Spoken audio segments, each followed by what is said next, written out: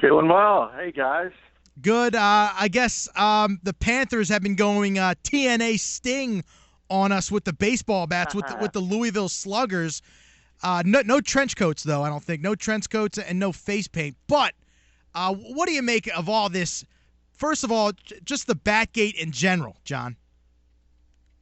A little bit silliness, obviously. I'm a little bit surprised how the Giants really tried to defend OBJ. It's obviously pretty we understand they need him on the field, but at some point the bat stuff and all that nonsense is going over the top. He's going to be suspended for one game. He'll appeal it.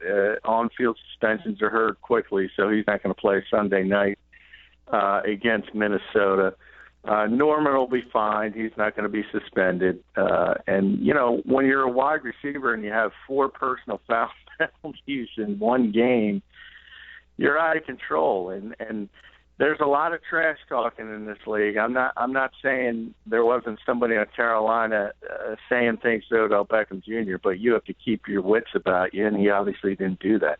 Yeah, I mean, John, Norman has been doing this all season long to Julio Jones and to other wide receivers. Does it really tell you a lot about the character of Odell Beckham Jr. and where his mind is at sometimes when he does get rattled like that by just a guy who's to get you off your game?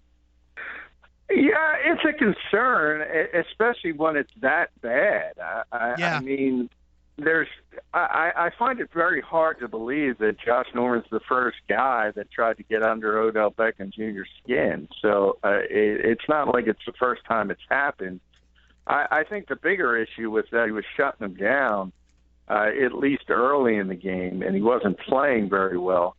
And to his credit, rebounded. But, you know, Terry McAulay probably should have threw him out of the game, so that part of it should have never happened.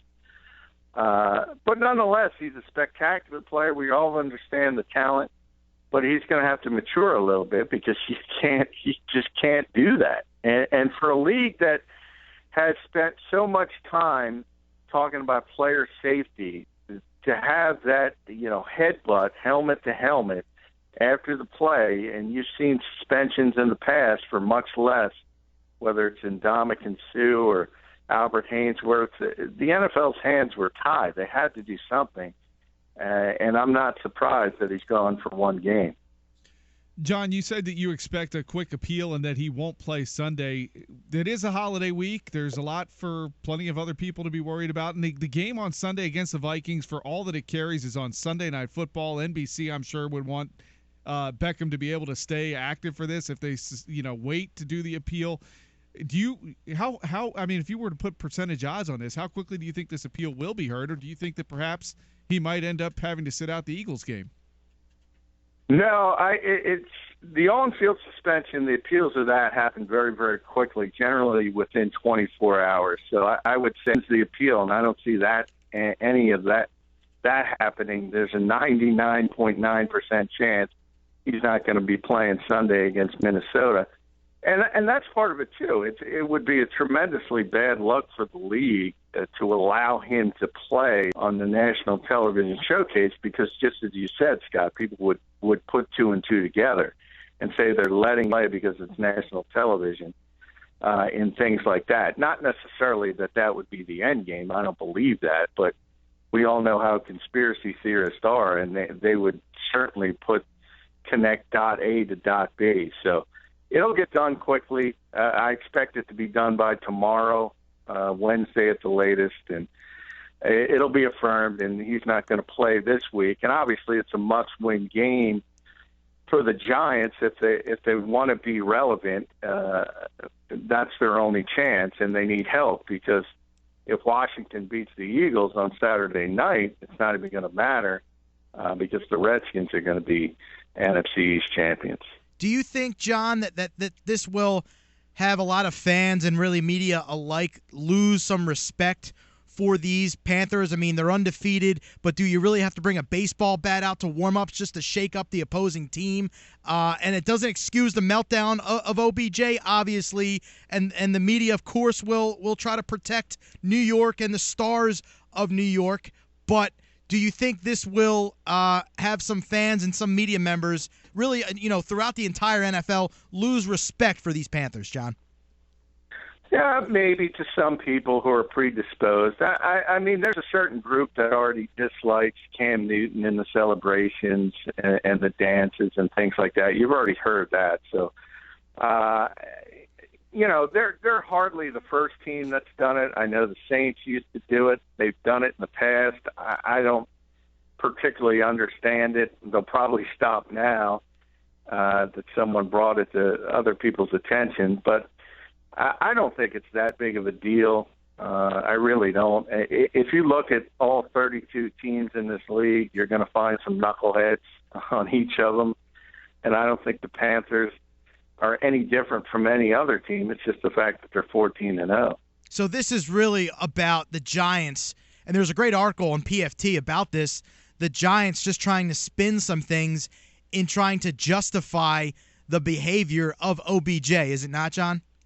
Oh, completely, 100%. I was surprised, to be honest. I understand you want him on the field because that's basically what the Giants have. It's Eli Manning and OBJ. They don't have much else at this point, and they're going to need him on the field if they have any chance to win this division. So from that perspective, I understand it, but it's an embarrassment to your organization along with the NFL. And I think at some point, if you're Tom Coughlin, you got to take a step back. You said he talked to him on the sidelines at some point, but you have to realize how this looks to the rest of the league and the rest of the nation as a whole. And at some point, you got to cut bait and just take your medicine. John, as you look back at the game last night, the Eagles losing to the Cardinals 40-17. I want to get into DeMarco Murray. I mean, the way that Chip Kelly's managing this is starting to look a little bit crazy. I mean, nobody wants to see DeMarco Murray getting the ball very much, but then what's the point of having him active if he's only going to get on the field for 8 plays and not even be out there for a 4th and 1 where he has converted every 3rd and 4th and 1 that he's gotten the ball on this season? What do you make of that whole situation? What were your thoughts? Well, I agree with you. I mean, the one thing that DeMarco Murray has done successfully this year has been the short yardage runner, as you mentioned, 12 for 12 on 3rd and 1s or 4th and 1s, and that's pretty darn good. So you have a 4th and 1. The game's shaping up as a shootout. If you're going to win that football game, you're going to have to win it in that fashion, especially with the cornerbacks going down to injury. You realize that. So that was the key. Keep playing that entire game. It shifted momentum towards the Cardinals, and they never looked back from there. And I just thought it was another example of Chip Kelly perhaps having too much on his plate on game day. I always talk to Mike, this guy is not – people say he's got 2 jobs. He's the manager, he's the head coach. He's got 3. He's the general manager, he's the head coach, the offensive play caller. And I think a lot of times he's so immersed in what he's going to call and things like that. He's not aware of personnel. He's not aware of all those situations. And he's talked himself about he leaves it to Deuce Staley. And in the 4th and 1 in that key situation, the head coach has got to have the proper field, and he didn't do it. He didn't have it on the field. John McMullen, 973ESPN.com. Talking about the Eagles and Cardinals game here last night. John, some numbers here to go over with you. David Johnson last night, 187 on the ground. Doug Martin in that Tampa game, 235 on the ground. Jonathan Stewart tore him up earlier on this year, and some other running backs did as well. What do you make of this run defense? How much are they missing Jordan Hicks? And really specifically, let's talk about DeMeco, Kiko, and Michael Kendricks, those 3 inside linebackers, John. Yeah, it's amazing that, before the season, we all talked about that as a potential strength of this team, and it's been anything but. And the best of that group is the guy you mentioned, who's in and wasn't supposed to contribute at all, and Jordan Hicks, the rookie. Everybody's had a bad year. I think it's legitimate to ask the question, how much does DeMeco Ryans have left with all the injuries and his age? Kiko Alonso, you almost hope he's not healthy, because if he's healthy, he can't play. He's just not physical enough to play on the inside And that's another example of I just don't understand the Eagles' thinking, because they lack depth at outside linebacker, and he's athletic enough to be able to move out there. He certainly can't shed blocks and be a run stuffer. And then Michael Kendricks has just had a bad year. He really has. He has not played well. He's been very, very poor in pass coverage, and supporting the run has never been the strength of his game to begin with. So it's been a mess at that position, and it was supposed to be perhaps the deepest on the entire defense. John, when you look ahead here, obviously it's for all intents and purposes a playoff game on Saturday. Win, the Eagles still keep their NFC East title hopes alive. Lose, and they're done. They're gone. How do you see this game playing out? We know the Redskins don't play well on the road. They're 1-5.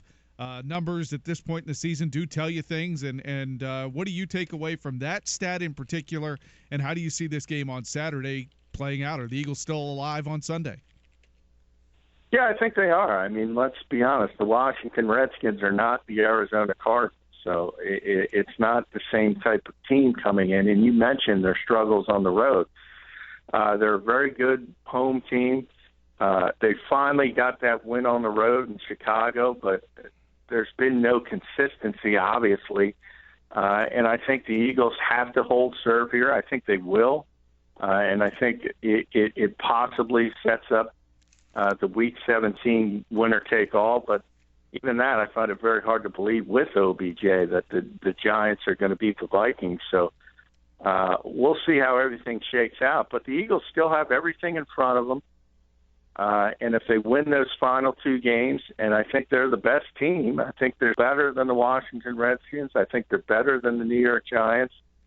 They'll be NFC East champions. Certainly not the way they wanted to be at potentially 8-8, but all is not lost. I firmly expected them to lose to Arizona and be in this position. And I always thought they were going to have to win these two games, and that's where we stand.